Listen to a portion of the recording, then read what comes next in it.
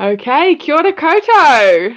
Happy Friday. How's your bubble today? We are on our second live Q&A as part of our new series to connect in with you online during our rāhui. And we have Tony Stevens with us today. So kia ora Tony, how are you? Gemma, I'm, all things considered, on balance, not doing too bad. Yeah. Obviously, it's a pretty new situation, pretty challenging situation, but you know, there's a lot of people out there in some tricky situations. I can't complain. Yeah, definitely. How are you doing? Thanks for asking. Yeah, it's today's a good day. I'm just kind of taking it day by day at the moment. Today's a good day. Malachi, my 7-month-old son's cutting 4 teeth at the same time. So that's a little bit of a challenge. But yeah. I can remember those days. Yeah. How old are your kids? Like 9. They are 6 and 4. So they're sort of well out of that stage. There's different challenges, obviously, but like those early years go by so fast. Yeah, it's definitely crazy thinking back to when he was just a little squish, and yeah, now he like sits up on his own and crawls. How is it for you, like having, you know, this new parent livelihood in this rāhui situation? Like, what is that like? Has it changed things much to what it was previously, or? Yeah, probably the support networks would be different. Big time. Malachi was in daycare 2 days a week. We don't really have like my family's in Australia and Bessie's family's out of town, or his parents out of town, so we didn't really have any support. So we really had daycare as our village, and basically Jesse's cut down his hours to be able to support me working my hours. And the council has a really supportive policy for families. So yeah, we've definitely had to change the way we do things. What about for you? How's it been your end?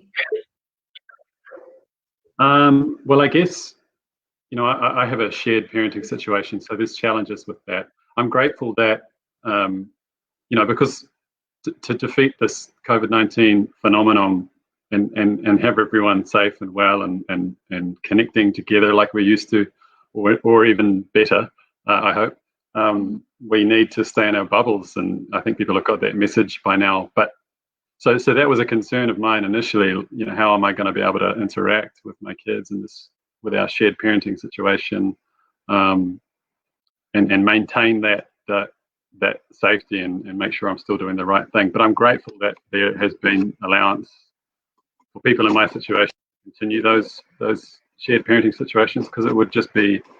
I was really upset, actually. I was genuinely upset when the rāhui was announced, and I was like, you know, I feared that I wasn't going to be able to spend any time with my kids, and I wasn't going to be able to see them and get that love from them, which, you know, often pulls me through some dark, challenging moments. So yeah, I am very grateful that I've been able to continue that arrangement. It's not like what it used to be. I'm sure we'll get back to something that you know is more ideal, but I'm still able to see them and spend time with them. In fact, I'm going to see them this afternoon. So oh, that's so awesome. Yeah. And I'm sure they love that as well, being able to spend that time with you and connect in as well. Such a special thing being a parent. It's relentless, but it's very special. It's an honor, really. Hey, before we jump into it, Tony, we've got some people on the live with us, and I just wanted to set the scene for everyone that's with us right now. Thanks for jumping on. This is a live Q&A to talk about wellbeing, kia ora, and to also talk about employee rights during our rāhui. And if you've got any questions about your rights as an employee, feel free to chuck them in the comment section, and we can answer some of those questions as we work through this Q&A. We'll probably be online for about half an hour. If you've got any questions about wellbeing, or if you're looking for some tips or strategies or tool sets or ideas on how to support more positive wellbeing, drop a comment below as well. Happy to share different ideas. And we're here with Tony Stevens from the Young Workers Resource Centre. So, Tony, let's kick it off. I'm really keen to hear what are the tips and tools, strategies, techniques, mindsets that are really supporting positive wellbeing for you at the Mo. I guess, I thank you for asking, because it's something that I'm really interested in, and it's something I think is so vital right now, all the time, to be honest. But it kind of takes on a new meaning in these circumstances. So first and foremost, I think the most important thing is to be intentional about your well-being right now, and to really set aside, some thinking time to determine what you think is going to help you with your well-being. Be really intentional about applying some self-care and some compassion to yourself during this situation, and not sort of be ad hoc. I think it's really important to be intentional. So that's something that's really helped me to kind of make a plan. Obviously, people are going to respond in different ways, and have different things that work for them. But for me, what works for me is having that plan. What are the things I know are going to help me? What are the things I might want to experiment with and see if they're going to help? Have a little play and see if they're going to work. So I guess what some of those things are kind of the usual suspects that get talked about, but maybe aren't. Maybe people take them for granted, or they underestimate the value of those things, like gratitude. It sounds like this sort of airy fairy pie in the sky type thing, but there's a lot of research that underpins it. But I think you and I can probably both speak to that. With you said you've been practicing gratitude for a while, and you do have to practice it. I think, like anything, if you want to get good at something, you have to practice it. So that's one thing I do, is that's really helped kind of cultivate an abundance mindset rather than a sort of really narrow mindset where you can only see a few options, and maybe if those options are negative, it's not going to be too helpful. So practicing gratitude by writing down 3 things in a diary every morning to start the day on a positive note and start broadening that mindset out there is one thing to start with. I think that's been really helping me. Yeah. That's so awesome to hear. My husband and I have been going for walks, and maybe half of the walks we go for are just like a brain jam on things we're grateful for. And we come back home and we're just like, whoa, like there's so much that we have and so many things that we can be grateful for, and just noticing how it really switches the vibe. Come home, you're in a different space, even though we're stuck at home kind of thing, but you don't see it as stuck at home anymore because you've got this new mindset to manage. So I love that gratitude's part of your practice. And I think for me as well, like this is a time where, like you say, people are going to try new things to experiment with improving their well-being.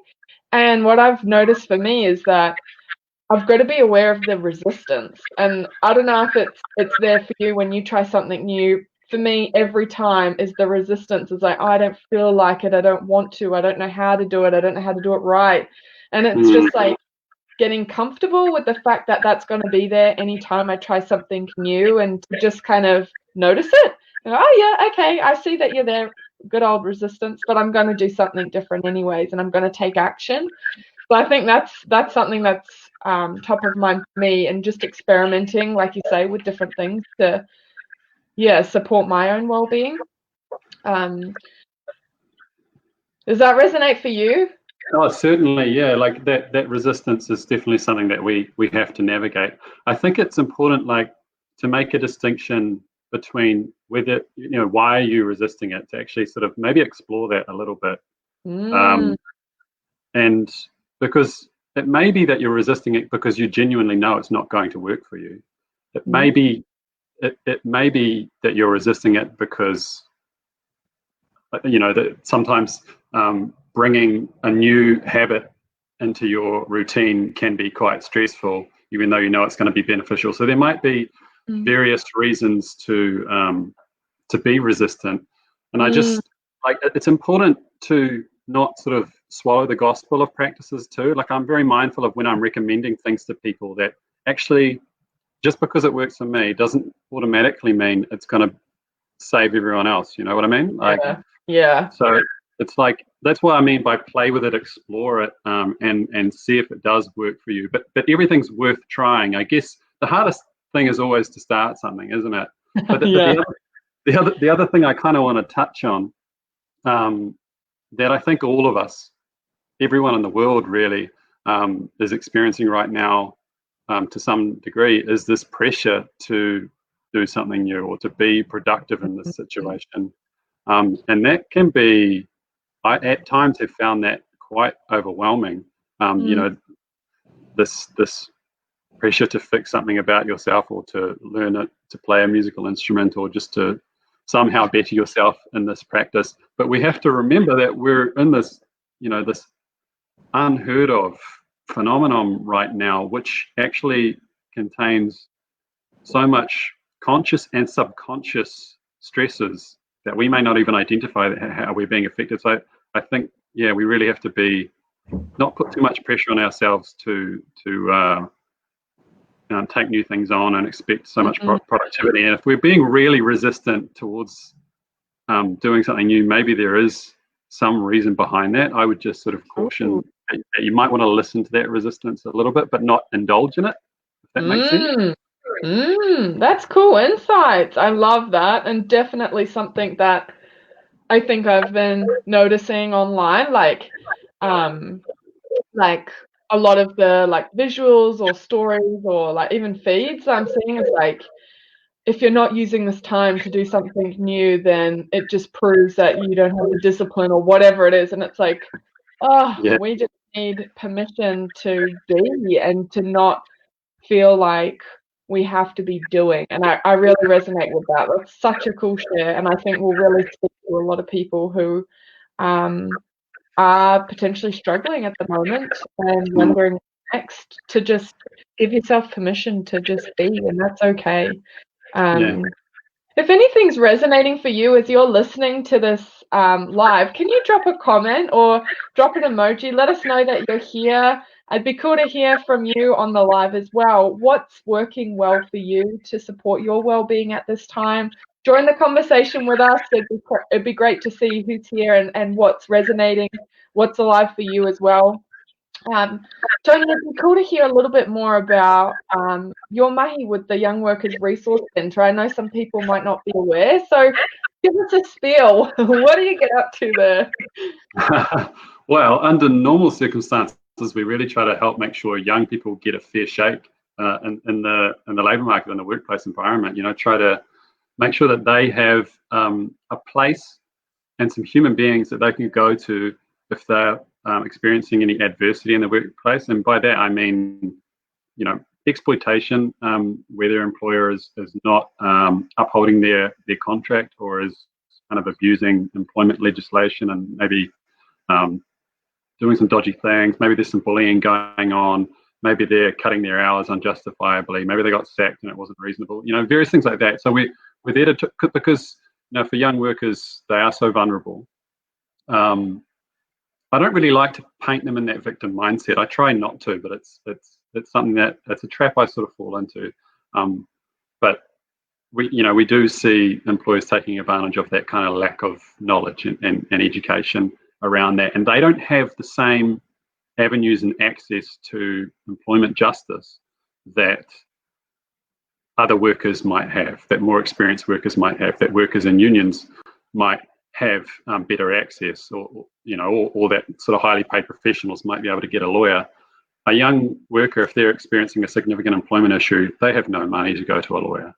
That access to justice, which is supposed to be kind of something that underpins our society, right? That we all have access to justice. They genuinely don't have that because they can't afford justice. Justice is expensive. So we exist to try to provide a platform where they can come and find some support around issues, and also that we try to be the ambulance at the top of the cliff where we educate young people by going where they are at school and tertiary institutions, and jump in the classroom and teach them about what their rights are and about what employment relationships should look like on both sides of the coin, so that they are empowered and armed when they go into the workforce. It's been a little bit tricky to kind of find out how we apply those values and our services in this situation. A lot of our work, as I said, is in schools, and we haven't been able to do that because, obviously the schools are shut at the moment, and there's restrictions around large gatherings of people. So we've been really trying to explore how we provide value to people through online platforms and that sort of thing. So I'm really grateful for this chance to kōrero about those things with you and with the listeners in the live. And I know you guys are exploring. I think C does a pretty good job with your digital presence already, but it does. I know you guys are exploring how you can provide extra value in that online space as well. Yeah, for sure. I mean, it's a challenging time when you've traditionally delivered your services or different opportunities to young people through face-to-face, which is what we have as well. We were doing our events and workshops and creating a safe space for young people to come together and find inspiration or meet new people and learn new things. And so how do we go online as well through that all? So I think we're all kind of experiencing a few question marks around that, and it's just cool to be able to jump on and use tools like this to spread different messages when we can't usually do things the way we always have, I guess. So I guess for people that are online at the moment, it'd be really cool to understand if any of you have any employment questions, if you're employees and you've got questions, whether you're wondering if your employer's done something that perhaps they shouldn't, or what your rights are in different circumstances in the rāhui, or if you're concerned about the future with your employment, feel free to drop a question in and we can tackle that. I guess I'm keen to know from your perspective, Tony, what have you noticed as some of the big red flags for young people in work at the moment, and what are some of the big challenges you're seeing? One of the big challenges is information, is access to information. There's just so much confusion around the wage subsidy, which is a really great scheme, and it's super necessary. It's keeping people employed, it's keeping people getting paid, and kind of relieving a lot of stress for people. But it's also kind of finding the right information. And we've had to really upskill, and like everyone who works in the employment relations space have had to really sort of have an overnight learning curve on what that all looks like too, and we're still figuring it out, to be honest. But like for young workers, one of the big concerns for us, and something that we've noticed is, what is happening to the casual workers out there. We already had an issue with how casual workers were being treated before, whether they should have been on casual agreements, why weren't they on permanent agreements? They were getting regular hours, but just didn't have the job security, and that's not how a casual agreement should be conducted. So our concern is whether casual workers are actually benefiting from the wage subsidy.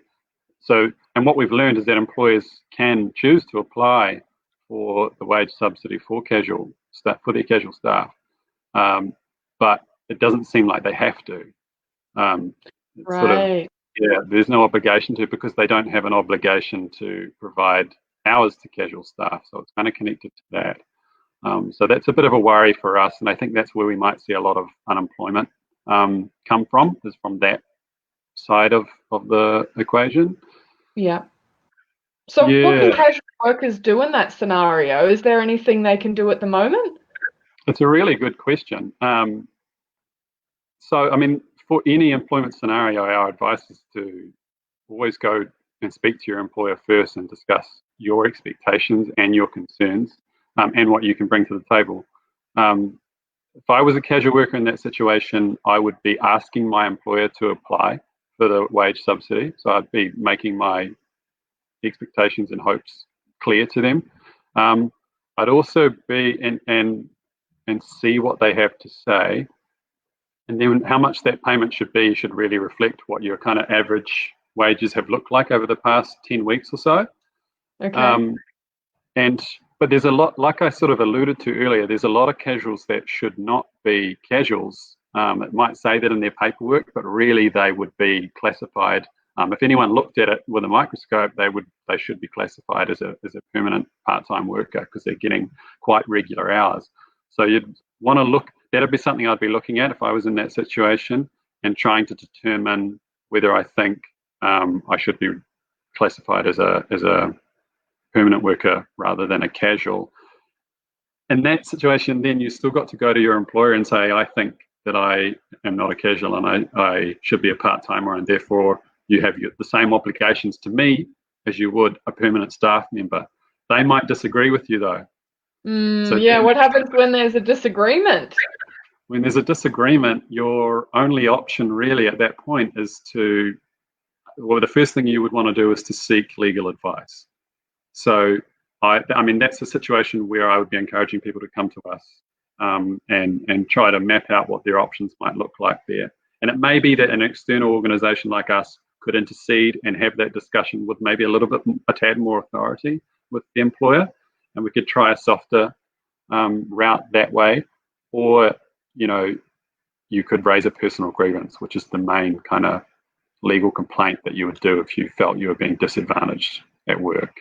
Right. And no one wants to have to do that, and that's quite often a discouragement for young workers to actually progress their issue, which is where that access to justice thing comes into it again. Yeah. And if you're struggling mentally as well, I mean, that just adds another layer of, so to know that Young Workers Resource Centre are there as a resource for young people in casual employment to reach out and figure out what their rights are if those conversations aren't going so good with their employer. I guess too, it'd be cool to just bounce through a couple of different other scenarios and just see your advice. If an employer has reduced your hours during the lockdown and you're not getting paid as much as you did before, is that legal?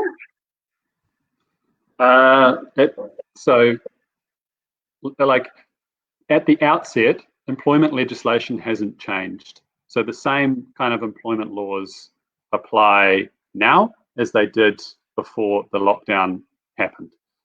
So we can still look to that to try and make sure that we're getting our correct entitlements. And I just wanted to preface with that, because if before all of this and during all of this, if an employer changes your working conditions without your consent, without discussing it with you, they could be breaching your employment agreement, and they could be breaching employment law. They could be breaking the law. So just because there's a worldwide pandemic coming on doesn't mean they can now just sort of circumvent existing employment legislation. They still have to abide by all of that. And one of the things, like when it comes to hours, they're part of your, they're one of the most important aspects of the employment agreement. If you have those agreed hours in your contract, they cannot be changed unless there is mutual consent. So your employer, if they want to, and that's probably a reasonable thing for an employer to want to do at the moment, right? Like to adjust someone's hours if there's a genuine business reason. But you can't just unilaterally do that without first going to the affected worker or workers and saying what you want to do and asking them what they think and whether they would be happy with that, and working through it with them. So employers have that obligation, that good faith obligation, to have that, to consult and to seek consent. If they've exhausted all of that and they've really made those strong efforts to consult and get consent, and it still is that the only practical solution is to reduce hours, they may have a reasonable reason to do that. But what we're seeing a lot is that employers are just doing it. They're just cutting hours. They're not talking to the workers, and that's really, really unjust. And they need to, so that they're, on face value, they're breaking the law doing that. Right. It's like information and knowledge is power. Hey, I'm learning so much even from this conversation, and I think a lot of other young people are just not really fully aware of what their rights are in these different scenarios. And I guess too, things are changing so quickly that we're not sure if the same rules are applying now as they did last week, or how government changes are impacting our employment situation. So this is super helpful. I'm also wondering, if a young person isn't feeling safe in their job and they're scared about catching COVID-19, they want to stay home, what can they do? What practically is available for them in that scenario? I disappeared for a little second there, Gemma, so you might need to repeat that.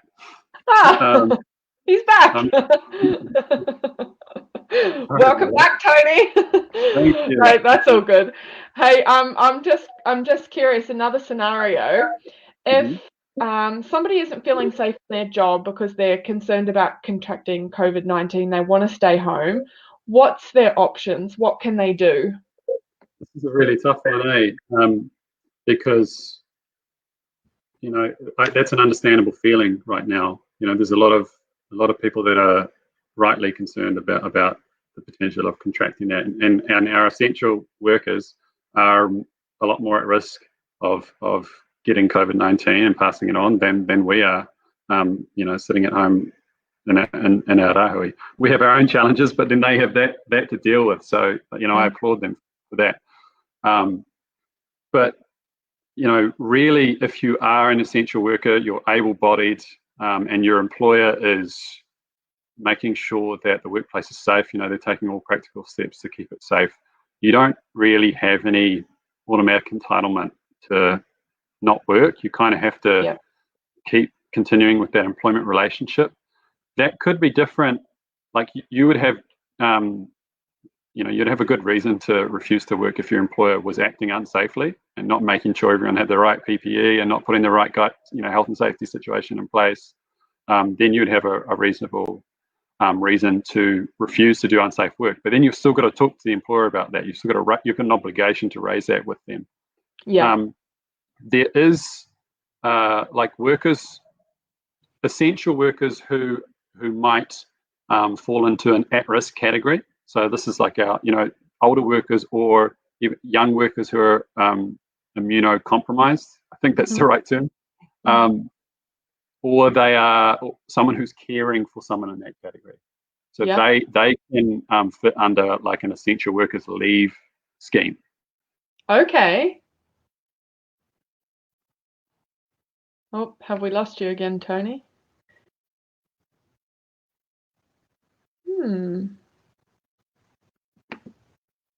Let me just play around with a few little settings here and see if this might bring Tony back.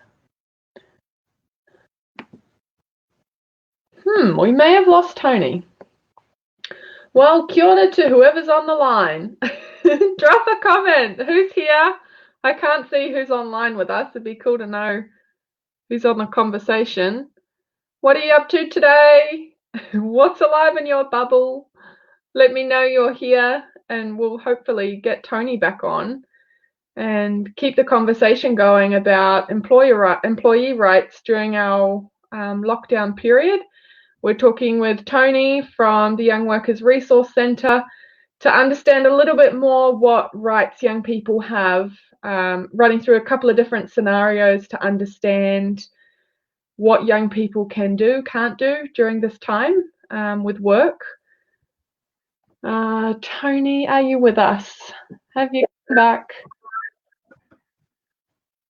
Hi. I am. I'm sorry about that, Gemma. It's one of the problems of being out in the country is the internet connection can be a little bit dodgy. That's okay. That's okay. We're making it work. You're talking about young people being able to take, or people that are in essential work being able to take leave?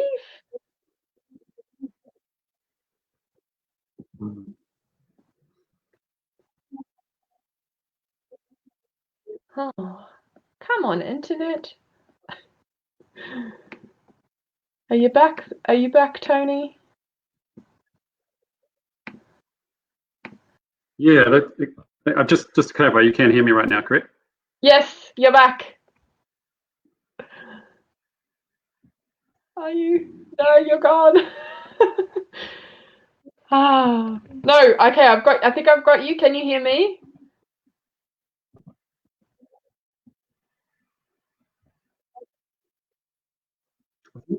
I think so. Yes, I've got you. I can hear you.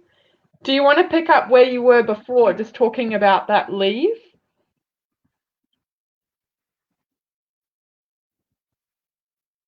Are you sure? Yeah, I've got you.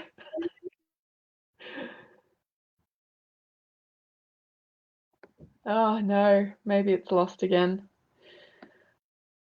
Well, you know what? This is just part of doing it, that there's going to be some weird internet things. So we might leave it there unless we've got you back, Tony. I can see you and see you moving. Can you hear me?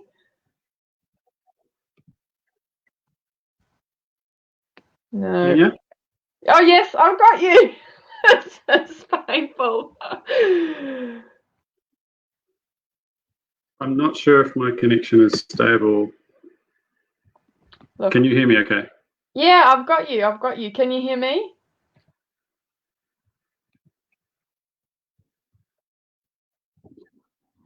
Sorry, funky things are happening. Where were we at? It's all good. Okay, and we've lost Tony. Well, we might see if we can jump back on. Otherwise, we're calling it there for our Q&A, talking about employee rights and some tips to support your well-being at this time. What I might encourage you to do is just drop a comment. If you have some employment questions that you wanted to raise with Tony, pop them in the comments and Tony can jump on and reply to comments online. Might be a bit easier than trying to get the video back up. So thanks for tuning in for our second live Q&A. We've got 2 coming up next week again. So let us know if there's any particular topics or themes or people you'd like to hear from. And sending so much aroha to you and your bubble. Have an epic weekend, whānau. See ya.